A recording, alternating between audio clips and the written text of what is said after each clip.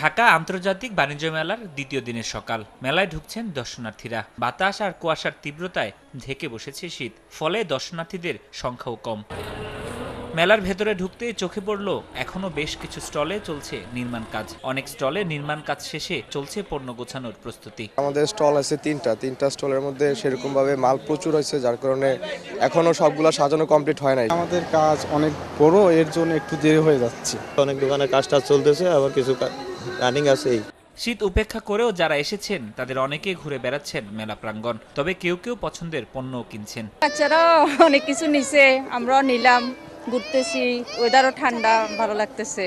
আমরা আসছি, খালামিরা আসছে, অনেক মজা করতেছি সবাই। খুবই ভালো লাগছে, অনেক কিছু অনেক ইমপ্রুভ করছে and they really maintain high quality and standard.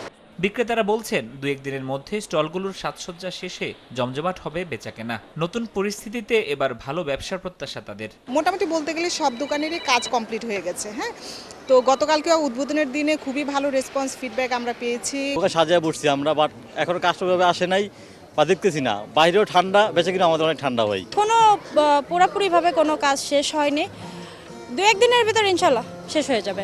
মাসব্যাপী এই মেলা প্রতিদিন খোলা থাকবে সকাল 10টা থেকে রাত 9টা পর্যন্ত। ছুটির দিনে রাত 10টায় বন্ধ হবে মেলার গেট। ফরহাদুর রহমান, সময় সংবাদ, ঢাকা।